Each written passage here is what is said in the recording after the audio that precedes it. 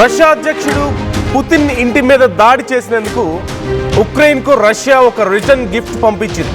ఒక హేజల్నట్ను పంపించింది. అది చూస్తే ఇప్పుడు ఉక్రెయిన్ వణికిపోతుంది. మనందరికీ తెలిసిందే, ఉక్రెయిన్పై రష్యా లేటెస్ట్ మిజైల్ దాడి చేసింది. పుతిన్ నివాసంపై దాడికి రష్యా ఒక రిటర్న్ గిఫ్ట్, ప్రతీకారంగా ఒక గిఫ్ట్ని పంపించింది. సౌండ్ కంటే 10 రెట్లు స్పీడ్తో వెళ్లే మిజైల్తో రష్యా ఉక్రెయిన్ని అటాక్ చేసింది. ఉక్రెయిన్ గ్యాస్ నిల్వల టార్గెట్గా ఈ దాడి జరిగినట్లుగా తెలుస్తోంది. ఈ దాడిలో 4 ప్రాణాలు కోల్పోతే 22 మంది తీవ్రంగా గాయపడ్డారు. ఈ మిజైల్ పేరు హేజల్నట్ మిజైల్. ఈ మిజైల్తో పాటు మొత్తం 36 మిజైల్స్ని పంపించింది. 242 డ్రోన్స్ని ఈ అటాక్లో ఉపయోగించినట్లుగా ఉక్రెయిన్ చెప్తోంది రష్యా వీటన్నిటిని ఉపయోగించిందని. గంటకు 13,000 కిలోమీటర్ల వేగంతో ఈ హేజల్నట్ మిజైల్ వెళ్తుంది అంటూ చెప్తున్నారు. జనరల్గా దీన్ని ఒరెష్నిక్ అంటారు, ఒరెష్నిక్ మిజైల్ అంటారు. ఈ ఒరెష్నిక్ అంటే మీనింగ్ వాళ్ళ భాషలో, రష్యాలో హేజల్నట్ చెట్టు అంటారట దాని అర్థం. సో ఆ చెట్ల పేర్లు మిజైల్స్కి పెట్టడం అనేది రష్యాలో చాలా సహజంగా ఉండేటువంటి ప్రక్రియ. ఈ నేపథ్యంలో ఇప్పుడు ఈ మిజైల్ను ఉపయోగించారు. ఈ మిజైల్ క్వాలిటీస్ వింటే ఇప్పుడు కేవలం ఉక్రెయిన్ మాత్రమే కాదు, ప్రపంచ దేశాలు సైతం నివ్వెరపోతున్నటువంటి పరిస్థితి.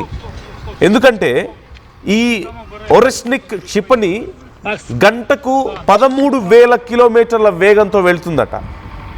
అండ్ ఇది ఆల్మోస్ట్ యూరోపియన్, అంటే రష్యా నుంచి చూస్తే గంటకు 13,000 కిలోమీటర్ల వేగంతో వెళ్తుంది. దీని రేంజ్ చూస్తే it can cover almost all the European countries. All the European countries are in danger in Russia's radar now. ఒక మాటలో చెప్పాలంటే ఇట్స్ దేర్ రేంజ్. రష్యా రేంజ్లో ఉన్నాయి ఇప్పుడు యూరోపియన్ కంట్రీస్ అని. They can attack any country within fraction of seconds. They don't need to carry any missiles to nearby places. డైరెక్ట్గా రష్యా నుంచి hit చేయగలిగే కెపాసిటీ ఉంది. అండ్ వన్ మోర్ థింగ్, దీనికున్న అత్యంత special quality, it can carry nuclear power. Nuclear వెపన్స్ని సైతం carry చేయగలిగే శక్తి ఈ హేజల్నట్కు ఉన్నట్లుగా తెలుస్తోంది, ఈ ఒరెష్నిక్ క్షిపణికి ఉన్నట్లుగా తెలుస్తోంది. So 10 times faster than sound, 13,000 km/h. దీన్ని పశ్చిమ లివిన్ అనేటువంటి ప్రాంతంలో దీన్ని అటాక్ చేసినట్లుగా తెలుస్తుంది ఉక్రెయిన్లో. అక్కడ ఉక్రెయిన్కి సంబంధించినటువంటి న్యాచురల్ గ్యాస్ స్టేషన్స్ ఉన్నాయంట. ఆ గ్యాస్ స్టేషన్స్ మీద రష్యా ఈ వెపన్స్ని యూజ్ చేసింది.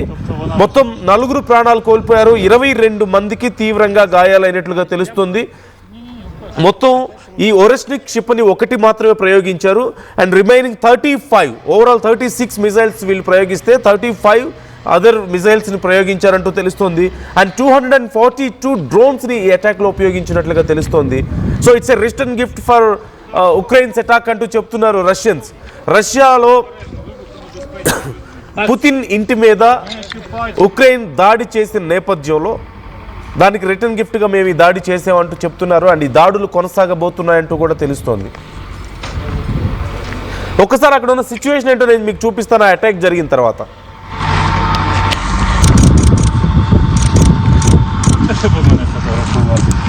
Керівника нема, тобто вона безпечна. Це там тільки 50. Далі прямо, так? Ні, вперше. Першому бачу.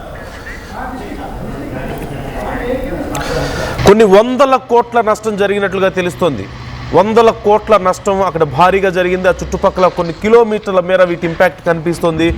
టోటల్ 35 మిజైల్స్, ఆకాశం నుంచి మిజైల్స్ వర్షం కురుస్తున్నట్లుగా ఈ మిజైల్స్ ఒక్కసారిగా విరుచుకుపడ్డాయి. At the same time 242 drones చిన్న చిన్న టార్గెట్స్ని లక్ష్యంగా చేసుకొని, అంటే ఈ దెబ్బతో మొత్తం కీలకమైనటువంటి ఉక్రెయిన్కి సంబంధించినటువంటి కీలక స్థావరాలన్నింటినీ, కమ్యూనికేషన్ వ్యవస్థల్ని మేము ధ్వంసం చేసేసామంటూ రష్యా చెప్తోంది. అండ్ ఇప్పుడు ఉక్రెయిన్ చాలా జాగ్రత్త పడుతుంది. మరిన్ని అటాక్స్ ఉండబోతున్నాయంటూ ఉక్రెయిన్ అనుమానం వ్యక్తం చేస్తుంది. అంతర్జాతీయ సమాజానికి రిక్వెస్ట్ చేస్తుంది ఉక్రెయిన్ దట్ ఏమని మా మీద అటాక్స్ చేస్తున్నారు, మేము పీస్ కోసం చర్చలకు సిద్ధంగా ఉంటాయని చెప్పి అంటున్నారు. మరోవైపు రష్యానేమో మా అధ్యక్షుడి ఇంటి మీదే మీరు దాడి చేస్తే మేము ఊరుకుంటామా అని చెప్పేసి అంటున్నారు. అండ్ ఎవ్రీబడి, అందరూ మనం అనుకున్నదే, ఇలాంటి ఒక పరిస్థితి త్వరలో రాబోతుంది. రష్యాలో పుతిన్ ఇంటి మీద దాడి జరిగిన తర్వాత దీనికి ఖచ్చితంగా ఉక్రెయిన్ భారీ మూల్యాన్ని చెల్లించుకోబోతుందని ప్రపంచ దేశాలన్నీ ఎక్స్పెక్ట్ చేసిందే, ఇదంతా అనుకున్నదే, అంచనా వేసిందే. ఇప్పుడు అదే జరుగుతోంది. And more attacks are there, more attacks are coming అంటూ చెప్తున్నారు. మరోవైపు ఇరు దేశాల మధ్య ఉన్నటువంటి శాంతి చర్చలకు సైతం విఘాతం కలుగుతున్నటువంటి పరిస్థితి కనిపిస్తోంది. అయితే మేము సహకరించాం అని రష్యా చెప్పడం లేదు, ఖచ్చితంగా సహకరిస్తాం, కానీ సక్సెస్ అవుతాయా లేదా అనేది మాత్రం ఖచ్చితంగా చెప్పలేమంటూ రష్యా ఇప్పుడు చెప్తున్నటువంటి పరిస్థితి కనిపిస్తోంది. And America is very busy. ఇప్పుడు రష్యా ఉక్రెయిన్ గురించి పట్టించుకునే పరిస్థితి లేదు ఇప్పుడు అమెరికాకి. America is very busy with all the tariff wars again. మళ్ళీ భారత్ మీద ఇప్పుడు రష్యా నుంచి ఆయిల్ కొనేటువంటి దేశాల మీద 500% నేను టారిఫ్స్ వేస్తానంటూ ట్రంప్ చెప్తున్నాడు. అట్ ది సేమ్ టైం వెనిజువెలాకి సంబంధించిన అంశంలో కూడా ట్రంప్ చాలా బిజీగా ఉన్నాడు. సో ఓవరాల్గా America is very much busy with other things. So this is not priority to America anymore. రష్యాకి ఉక్రెయిన్కి సంబంధించిన విషయం ఇప్పుడున్నటువంటి సిచ్యువేషన్లో అమెరికాకి టాప్ ప్రయారిటీలో కాదు. అమెరికాకి ఇంటర్నల్గా చాలా సమస్యలు ఉన్నాయి. ఇప్పుడు వాటన్నిటిని సాల్వ్ చేసుకునే పనిలో అప్పుడు అమెరికా ఉంది. మరోవైపు చాలా అంతర్జాతీయ సంస్థల నుంచి లైక్ ఈ పీస్ని నెలకొల్పడానికి కానీ, లేదు అంటే అంతర్జాతీయంగా కొన్ని అంశాలకు సంబంధించి కొన్ని దేశాలతో కలిసి ఏర్పాటు చేసుకున్నటువంటి కొన్ని గ్రూప్స్ నుంచి, కొన్ని సంస్థల నుంచి అమెరికా ఈజ్ గోయింగ్ అవుట్. ఇప్పుడు చాలా సంస్థల నుంచి అమెరికా బయటకు వెళ్తుంది. అండ్ దే ఆర్ క్లెయిమింగ్ ఇవేవి ఉపయోగపడడం లేదు మాకు, ఇన్ని దేశాలతో కలిసి మేము ఇన్ని గ్రూప్స్ ఏర్పాటు చేసుకుని మాకు ఉపయోగం లేదు. They are not helpful to America. Moreover we're spending lot of money on these groups అంటూ చెప్తున్నారు. సో ఓవరాల్గా సిచ్యువేషన్ చాలా క్రిటికల్గా మారిపోతుంది. ప్రపంచ దేశాల మధ్య అశాంతి పెరుగుతోంది. ఓ పక్క అమెరికా వెనిజులా మీద దాడి చేయడంతో, వెనిజులా అధ్యక్షుడిని పట్టుకెళ్ళిపోవడంతో it's very much serious condition.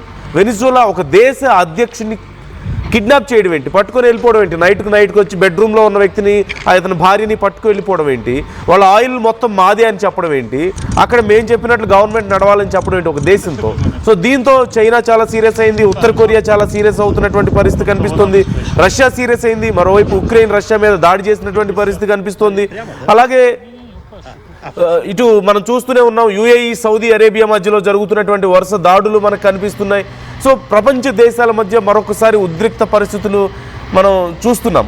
ఇవన్నీ ఒక ఎత్తు అయితే, చాలా ఇస్లామిక్ కంట్రీస్లో సిచ్యువేషన్ చాలా అన్స్టేబుల్గా కనిపిస్తుంది. బంగ్లాదేశ్లో మనకు అలాంటి కండిషనే కనిపిస్తుంది, ఉద్రిక్తతలు కనిపిస్తున్నాయి, భారత్ మీద ద్వేషాన్ని పెంచుకుంటున్నారు. మరోవైపు పాకిస్తాన్లో అంతర్యుద్ధానికి దారితీసే పరిస్థితులు కనిపిస్తున్నాయి. అక్కడ ఒక ఉగ్రవాదిని తీసుకెళ్లి త్రివిధ దళాధిపతిగా పెట్టుకున్నారు. మరోవైపు చూస్తే ఇరాక్లో చూస్తున్నాం సిచ్యువేషన్ ఎలా ఉందో, చాలా అన్స్టేబుల్గా ఉంది అక్కడ సిచ్యువేషన్. I'm sorry. సో ఇరాన్లో మన సిచ్యువేషన్ చూస్తున్నాం. అక్కడ అధ్యక్షుడు దిగిపోవాలంటూ అంతర్గతంగా ఎంత పెద్ద గొడవలు జరుగుతున్నాయో, వీటన్నిటి వెనక అమెరికా ఉంది అని చెప్తున్నారు. ఇక సౌదీ అరేబియా యుఏఈ మధ్యలో గొడవలు మనం చూస్తూనే ఉన్నాం. ఓవరాల్గా ఇస్లామిక్ కంట్రీస్ అన్నీ ఒక తాటి మీదకి వస్తున్నాయి అనుకుంటున్న సందర్భంలో మోస్ట్ ఆఫ్ ది ఇస్లామిక్ కంట్రీస్లో, సగానికి పైగా ఇస్లామిక్ కంట్రీస్లో ఇప్పుడు పరిస్థితులు చాలా ఉద్రిక్తంగా ఉన్నాయి. వాటన్నిటితోడు రష్యా ఉక్రెయిన్ మధ్యలో గందరగోళం ఉంది.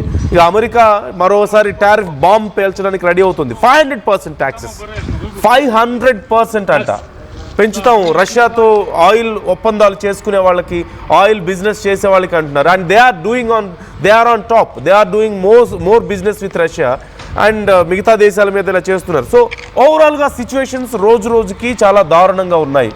రోజు రోజుకి ఒక భారీ యుద్ధం దిశగా ప్రపంచ దేశాలు అడుగులు వేస్తున్నాయా, పోలరైజ్ అవుతున్నాయా అనే సిచ్యువేషన్ ఇప్పుడు మనకు కనిపిస్తుంది. ముఖ్యంగా అగ్రదేశాల మధ్యలో సిచ్యువేషన్స్ కొంత గందరగోళంగా ఉండడం, వాణిజ్య పోరు కనిపిస్తుంది, న్యూక్లియర్ కాంపిటీషన్ కనిపిస్తుంది. అండ్ చాలా ఇస్లామిక్ కంట్రీస్ అన్ని గందరగోళంలో ఉన్నాయి, చిన్న దేశాలన్నీ చాలా ఇన్సెక్యూర్గా ఉన్నాయి.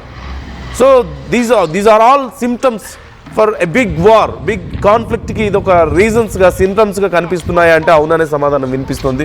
సో ఓవరాల్గా రష్యా ఉక్రెయిన్ మధ్యలో మరొకసారి పరిస్థితులు, ఇప్పుడు ఉక్రెయిన్ మళ్ళీ దాడి చేసే అవకాశం ఉందంటున్నారు. ఖచ్చితంగా దాడి చేస్తారు ఇంత నష్టపోయిన తర్వాత.